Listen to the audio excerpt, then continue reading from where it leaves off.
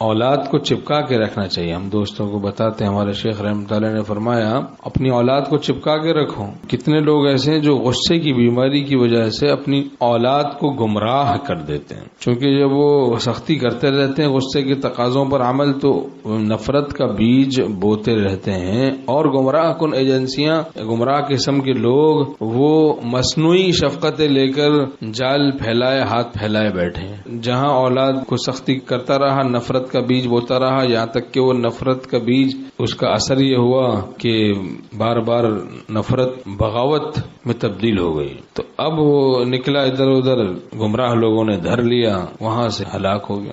املک علیک لسانک، اپنی زبان کو قابو میں رکھو. تو دیکھیں کسی زبان کے گناہ میں تو ہم نہیں مبتلا ہیں کہیں، اور غصے کا علاج چونکہ نہیں کرواتے تو زبان قابو میں نہیں ہوتی. غصے کا علاج بھئی جیسا اپنے ماتحتوں کو ڈھالیں گے ویسے ہی وہ ڈھلیں گے. اب آپ نے گالی گلوچ کے مطابق ان کو ڈھالا ہوا ہے. دیکھیں روب تو محبوب کا ہوتا ہے، محبوب کا. آدمی تقوی سے رہے، خدا کا محبوب ہو جائے تو ہمارے ماتحتوں کے قلوب میں بھی ہماری محبوبیت آئی. محبوب کا تو خاموش ہو جانا بھی کافی ہوتا ہے. لاکھوں کروڑوں گالیوں سے زیادہ فائدہ ہوگا خاموش ہو جانے سے ہی، اتنا روب ہو. اب آپ نے ان کو بگاڑ کے رکھ دیا نا، گالی گلوچ پہ لے آئے، گالی گلوچ پہ لے اپنے ماتحتوں کو. کیا حماقت کا کام کیا، اپنا ایمان الگ برباد کیا، ان کو اپنے عمل سے الگ بددینی سکھائی اور اپنا روب برباد کر کے رکھ دیا. چونکہ گناہ کرے گا آدمی تو محبوبیت کہاں رہے گی. اور پھر وہ روب نہیں، ایک ڈر ہوتا ہے، خوف ہے، کوئی روب نہیں ہے، ایک خوف ڈر جیسے کہ بھیڑیے کا ہوتا ہے. اولاد کو اس طرح سے تربیت کرنی چاہیے کہ وہ محض ہمارے خوف سے نہیں بلکہ اللہ کے خوف سے نماز پڑھیں، اللہ کے خوف سے طاعت کا اہتمام کریں. پھر وہ خوف، ہم اگر مر بھی گئے تو بھائی خدا وہ تو زندہ حقیقی ہے، ہمیشہ ان کی دینداری محفوظ رہے گی، ان کی دینداری پھر ہمیشہ محفوظ رہے گی نا، اللہ کا خوف.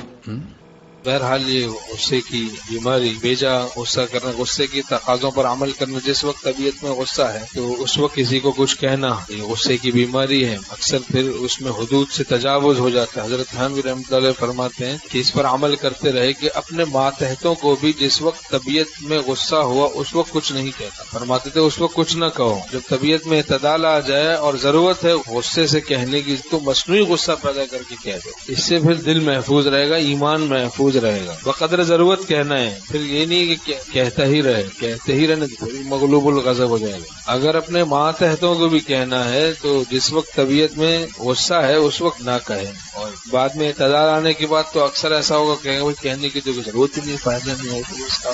اگر اس وقت بھی معلوم ہو کہ غصے سے کہنے کی ضرورت ہے تو جتنی ضرورت ہے مصنوعی غصہ پیدا کر کے اگر کہہ دیا اس سے مان محفوظ رہے گا. دوسروں کی جوتیوں کی حفاظت میں اپنا دوشالہ مت گواؤ. اللہ تعالی ہم سب کو توفیق نصیب فرمائے. فرمایا رسول اللہ صلی اللہ علیہ وسلم نے جو شخص آدمیوں پر رحم نہ کرے اللہ تعالیٰ اس پر رحم نہیں کرتے ہیں. ہم چاہتے ہیں اللہ تعالیٰ ہم پر رحم کریں، لوگوں پر رحم کرنا چاہیے. حدیث شریف میں مضمون ہے کہ دو ضعیفوں پر رحم کرو، دو ضعیفوں پر، عورتوں پر اور بچوں پر تو رحم کرنا چاہیے. بھائی بیویوں پر بھی رحم کرنا چاہیے، بچوں پر بھی رحم کرنا چاہیے. اولاد کو چپکا کے رکھے، اپنے غصے کے تقاضوں پر ہی عمل کرتا رہے گا، مار دھاڑ تو باغی بن جائے. گمراہ کن ایجنسیاں مصنوعی شفقتیں رحمتیں دکھا کر قریب کر کے ہلاک کر دیں گے. شیاطین بہت سے وہ مصنوعی رحمت اور شفقت دکھا کر نادان مسلمانوں کے بچوں کو قریب کر کے پھر گمراہ کر دیتے ہیں. یہ ترکیب، یہ چالاکیاں شیطانی عام ہیں معاشرے میں ہمارے. یہاں سے